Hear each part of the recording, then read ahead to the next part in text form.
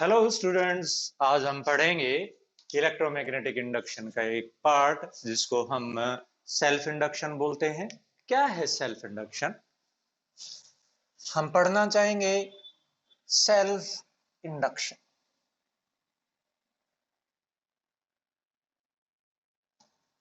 Self induction is a type of inertia, electrical inertia. How you can say that it is inertia? Because every coil opposes any change in growth of current and decay of current. अगर किसी coil में क्या हो रहा है, current change हो रहा है, इधर ग्रो और डीके, तो कॉइल इटसेल्फ अपने आप ही क्या करती है, उस ग्रो का क्या करती है, अपोज करती है। That is why we can say that this that is inertia, electrical inertia.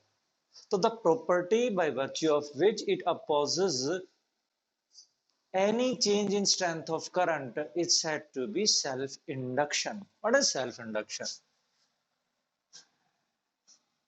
Property of a coil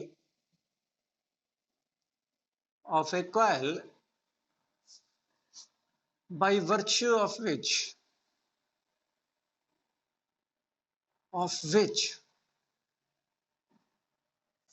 it opposes any change of current flowing through itself.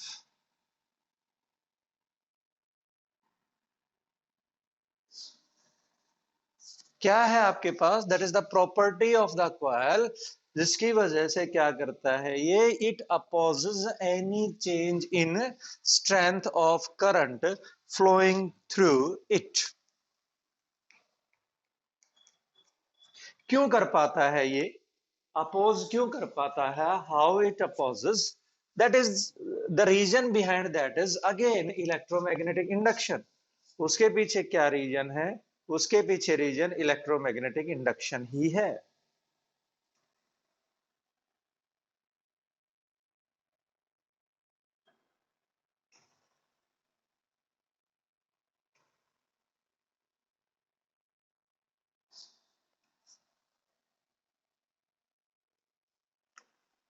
कैसे? Let we check. किस तरह से आपके पास कोई कॉइल अपने अंदर से करंट में चेंज का अपोज करती है? What will happen? Let this is a coil solenoid. What will happen? Let current is flowing in it, I. Due to this current, there will be magnetic field,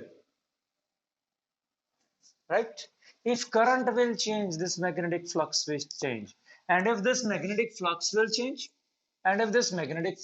change, definitely whenever there is change in magnetic flux linked with the conductor, EMF is induced. तो यहां से अगर हमारे पास I change कर रहा है तो क्या चेंज कर रहा है? फाई चेंज कर रहा है। फाई चेंज कर रहा है तो क्या हुआ? इसके अक्रॉस क्या हुआ? EMF इंड्यूस हुई। दैट EMF, वो EMF क्या करेगी? That EMF will oppose the cause of it.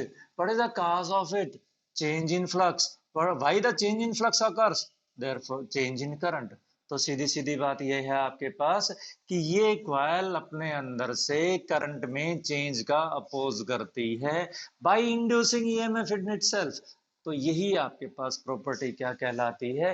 This property is said to be self induction. We can experimentally verify it. Let we have a coil connected in series with a bulb and a resistance also connected with in series with the bulb, B1, B2. Here is the battery. This is R. This, its ohmic resistance is also R. I am supposing that. But this is in form of coil. किस form में है? Coil form में है। ये किस form में है? That we suppose that this is carbon resistor. क्या है ये? हमारे पास कार्बन रेजिस्टर है। व्हेन वी स्विच ऑन, जैसे ही हम इसको क्या करें, स्विच ऑन करें, what will happen? This bulb B1 will start glowing with full brightness instantly. ये जो बल्ब B1 है वो with full brightness के साथ ग्लो करना स्टार्ट कर देगा, but the brightness of the bulb B2 increases slowly. Brightness of the bulb B2 increases slowly because the current through this current increases slowly. Why it increases slowly? It is explained that this coil opposes grow in current. This coil opposes what? Grow in current. That is why the brightness of B2 will increase slowly. While the resistance, pure resistance, does not oppose any change in strength of current, therefore B1 grows instantly. तो ये हमारा experimental है और यही self induction हमारे पास lead करता है कि हम क्या बनाएं, we make what, non inductive resistances. What do you mean by non inductive resistance? Non inductive resistance, non inductive resistance किसको बोलते हैं? How a resistance is made? We take constantan और manganin wire. Why? Because they have sufficient resistivity and low temperature coefficient of resistance. To make a resistance R, we take a definite length of this wire L of a particular area of cross section A and resistivity is rho. Therefore, R is equal to rho L by A. Now, this length is not placed like this. This is folded, made coil. ये coil आपका इस तरह से form नहीं होती. No, because this coil will have the property of what? Self induction. It will have resistance as well as property of self induction. तो हम क्या करते हैं? तो हम इस कॉइल को डबल करते हैं ऐसे और फिर इसको बनाते हैं. कैसे वाला? ऐसे. ये नॉन इंडक्टिव कॉइल है. This is non inductive coil. अब इससे क्या हुआ? इससे हमारे पास जितनी कॉइल्स में क्लॉकवाइज करंट फ्लो हुआ, जितनी कॉइल्स में क्लॉकवाइज करंट फ्लो हुआ, उतनी कॉइल्स में क्या फ्लो हुआ? एंटी क्लॉकवाइज करंट फ्लो हुआ. उतनी कॉइल्स में क्या फ्लो हुआ? एंटी क्लॉकवाइज करंट फ्लो हुआ. तो magnetic field inside is this is zero. और अगर मैग्नेटिक फील्ड जीरो होगा तो फ्लक्स परमानेंट क्या होगा? जीरो होगा. और फ्लक्स परमानेंट जीरो होगा तो डी फाई हमेशा क्या होगा? जीरो होगा. और डी फाई जीरो होगा तो आपके पास there will be no opposition in strength of current. Understand? तो ये हमारे पास कभी भी आपके पास सिंगली वाउंड कॉइल नहीं है. That is what? Doubly wound. कैसे वाउंड है? Doubly wound coil. Right? This is to avoid the self induction of the resistance. Now, what is coefficient of self induction?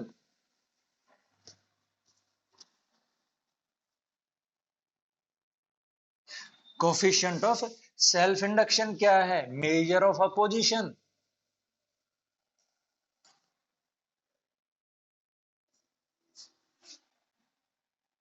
Coefficient of self induction, जिसको self inductance भी बोलते हैं. L से represent करते हैं. किससे रिप्रेजेंट करते हैं? एल से. क्या है ये? Let we assume that this is a coil और इसमें से कितना करंट फ्लो कर रहा है? आई करंट फ्लो कर रहा है. It is found that what? It is found that phi is directly proportional to I. किसमें? इसी कॉइल के. यहां पर आपके पास ये फाई कितना है? What is this phi? Phi is directly proportional to what? I. क्यों? हमें पता है कि यहाँ पर जो मैग्नेटिक फील्ड प्रोड्यूस होगा वो किसके प्रोपोर्शनल होगा? करंट के प्रोपोर्शनल होगा। और फाई किसके प्रोपोर्शनल होगा? मैग्नेटिक फील्ड के प्रोपोर्शनल होगा। तो सीधी बात आ गई भाई, फाई किसके डायरेक्टली प्रोपोर्शनल हो गया? आई के। तो हमारे पास phi is equal to L I, where L is coefficient of self induction. क्या है coefficient of self induction? L. तो यहां से हमारे पास हम इसको डिफाइन कर सकते हैं, L is equal to phi if I is unity. This is the definition of L. यानी what is coefficient of self induction? Coefficient of self induction is numerically equal to magnetic flux linked with the coil when unit current is flowing in it. Understand? क्या? Self induction is numerically equal to magnetic flux linked with the coil when unit current is made to flow the coil। उस particular coil के लिए self induction उसके magnetic flux के बराबर होगी अगर उसमें से कितना करंट फ्लो करवाया जाए? यूनिट करंट फ्लो करवाया जाए। This is L is equal to phi, right? तो from there is another definition of L, and what is that? From Faraday's second law of electromagnetic induction, E is equal to minus of d phi by dt। तो E किसके बराबर हो गया? E हो गया minus of d by dt Li, और L constant है, L minus L di by dt। So we may define that L is equal to minus E if di by dt। This is another definition of self-induction. What is self-induction? Self-induction is the EMF induced to oppose the change of current when rate of change of current is unity. When rate of change of current is unity. Now, what is the SI unit of self-induction? SI unit. SI unit is Henry. What is 1 Henry? What is 1 Henry? 1 Henry. From this relation, 1 Henry is 1 Weber divided by 1 ampere, right? 1 Henry. 1 Henry. The coefficient of self-induction of the coil is said to be 1 Henry if magnetic flux linked with the coil is 1 Weber when a current of 1 ampere is flowing in the coil. Another, like we can say that आपके पास 1 Henry is equal to 1 volt divided by 1 ampere per second, means आपके पास 1 Henry is the self induction of the coil if 1 volt of potential difference is induced across the coil when rate of change of current across the coil is 1 ampere per second. What is 1 Henry? 1 Henry is coefficient of self induction of that coil in which 1 volt of EMF is induced when the current changes at the rate of 1 ampere per second. Now 1 Henry, 1 volt in divided by 1 ampere per second. 1 Henry, that is equal to 1 volt multiplied by second divided by ampere. What is volt? Volt per ampere, ohm. तो 1 Henry is equal to ohm second. ऐसा भी हो सकता है. Therefore H is the unit of L, ohm is the unit of R, और second is the unit of time. तो आपके पास L by R has the unit of time. L by R has the dimensions of time. We can conclude that. We may also conclude that what is the dimensional formula? Dimensional formula. Dimensional formula 1 Henry. Henry is equal to volt. Volt is what? Joule per coulomb into second divided by ampere. तो क्या आया हमारे पास ये? That is joule second divided by what? Coulomb किसके बराबर है? Coulomb किसके बराबर है? ए टी के बराबर है, और ए टाइम से टाइम कैंसिल हो गया, तो क्या आ गया हमारे पास? Joule per ampere square is also the unit of what? Joule per ampere square is also the unit of what? Self induction. तो जूल क्या होता है हमारे पास? mL2T-2A-2. This is the dimensional formula for Henry. Henry is what? Coefficient of self induction. Now we will calculate self induction of a solenoid.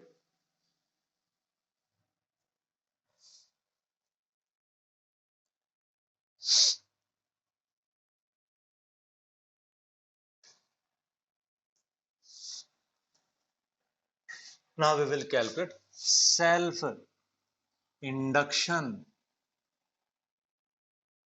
of a long solenoid. Let us consider this is a solenoid. Current is I. Let me suppose that I, that is the current flowing. That will not depend upon the current, but n number of turns.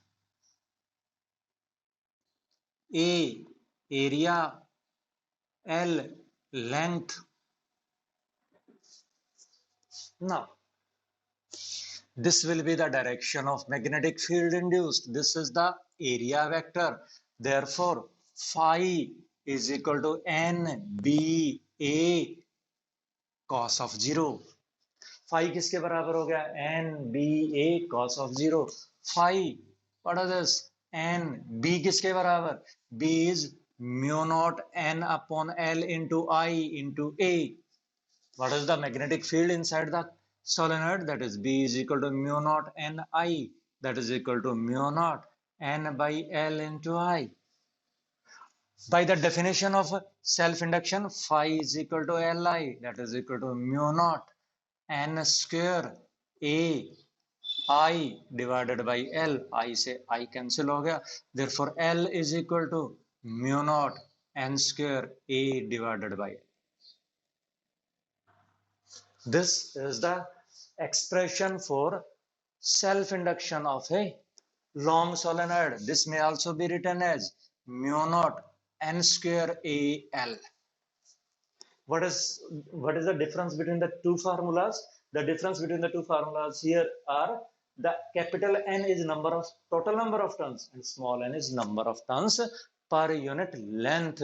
Now, if a medium of, अगर हम इसके अंदर एक medium भर दें, कितनी relative permittivity का? Of relative permittivity mu r, then L will become equal to mu r mu naught N square A divided by L, right? ठीक है, यानी L जो है हमारे पास प्रोपोर्शनल टू म्यू आर है, प्रोपोर्शनल टू N स्क्वायर है, proportional to area है. ठीक है, अगर कैपिटल N कांस्टेंट है तो इनवर्सली प्रोपोर्शनल टू L है, यानी N कांस्टेंट है तो इनवर्सली प्रोपोर्शनल टू L है. स्मॉल n कांस्टेंट है तो sorry inversely proportional to L है तो right. Now when two inductors are joined, combination of inductors takes place, then what will be the effective inductance, self inductance? Let we consider.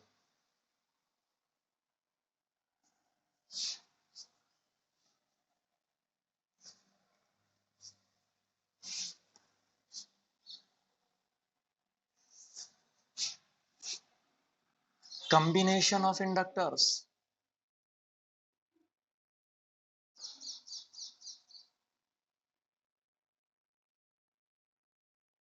First, inductors in series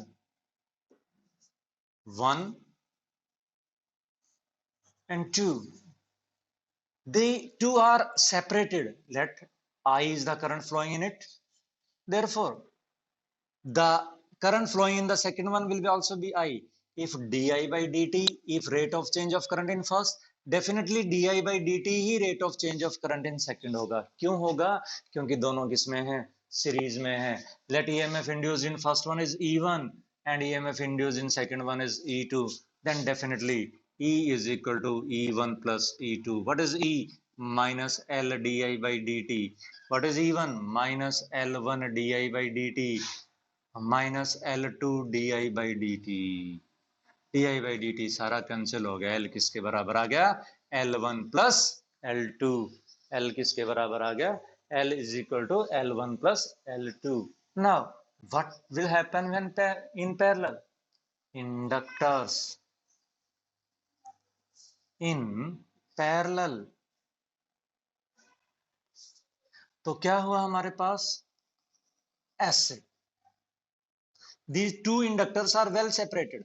नहीं तो एक और phenomena है, next lecture में पढ़ेंगे, जिसको mutual induction बोलते हैं, वो भी रोल प्ले करने लग जाएगा.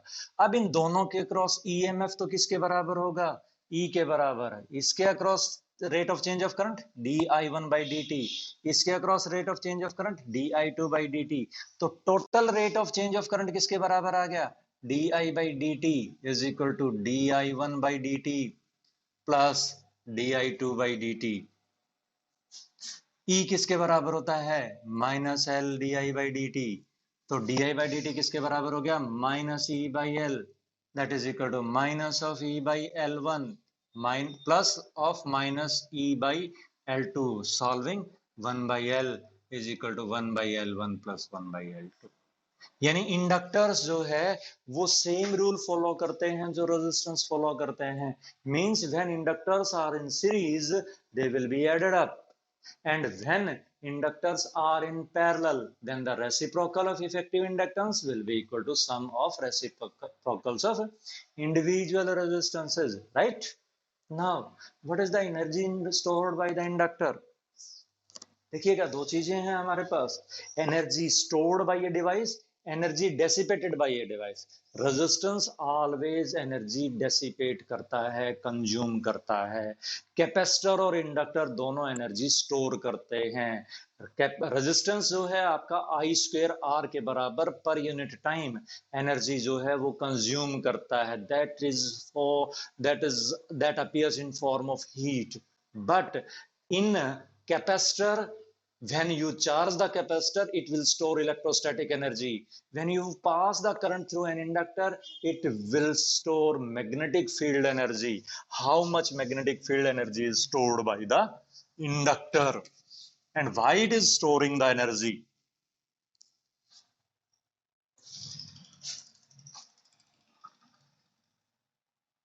Energy stored by inductor. Energy stored bye inductor. क्यों एनर्जी स्टोर करता है? मोटी सी बात है. ये हमारे पास एक इंडक्टर है और हम इसके अंदर से करंट फ्लो करवाने की कोशिश कर रहे हैं. तो क्या होगा? इसके अंदर minus L D I by D T के बराबर ईएमएफ इंड्यूस होगी, जो कि अपोज करेगी. अब इस अपोजिशन के अगेंस्ट हमें वर्क करना पड़ेगा, और वो वर्क क्या होगा? हमारा एनर्जी स्टोर होगा. तो minimum EMF to be applied, minimum EMF to be applied to maintain current, maintain current. How much? कितना मिनिमम ईएमएफ अप्लाई होनी चाहिए करंट मेंटेन करने के लिए? करंट मेंटेन करने के लिए मिनिमम अप्लाई होनी चाहिए E is equal to minus of minus L D I by D T, मतलब L D I by D T. What is power? dw upon dt. P is equal to dw upon dt, that is equal to EI. What is dw upon dt? dw upon dt is equal to L di by dt into dt. dt से L di upon dt into E की value कितनी हो गई? L di upon dt, L di upon dt into I. dt से dt cancel हो गया. dw किसके बराबर हो गया? Li di के बराबर. तो what is potential energy? Potential energy is total work done dw, that is equal to 0 to I. Current grow करना है कहां से कहां तक? 0 से I. L I di, that is equal to half L I square. This is the energy stored by an inductor of inductance L when I current is flowing through it. Right और जब जरूरत पड़ेगी तो हम ये backward ले सकते हैं energy. This is just like a potential energy. This work is done against magnetic field. Now what is energy density of the coil? Energy density, energy density of coil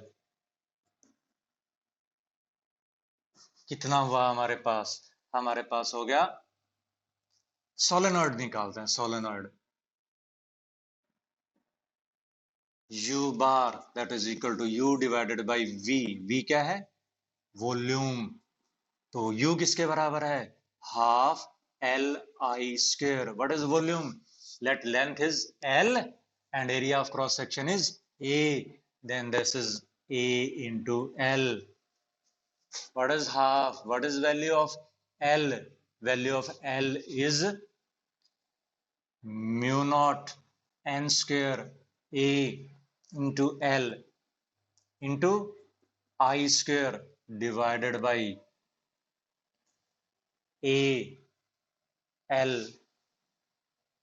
A L से क्या cancel हो गया? A L cancel हो गया. This is half mu naught square N square I square. ये mu naught था, मैंने क्या कर दिया? mu naught कर दिया. mu naught square कर दिया तो मुझे mu naught से डिवाइड करना पड़ेगा. What is this? This is magnetic field inside the coil, inside the solenoid. Therefore, U bar is equal to half B square by mu naught. This is counterpart of magnetic electric field energy, half epsilon 0 E square. So this is what? This is energy density of magnetic field at any point where magnetic field is B. This is energy density of electric field where energy electric field at any point is E. Right? Thank you.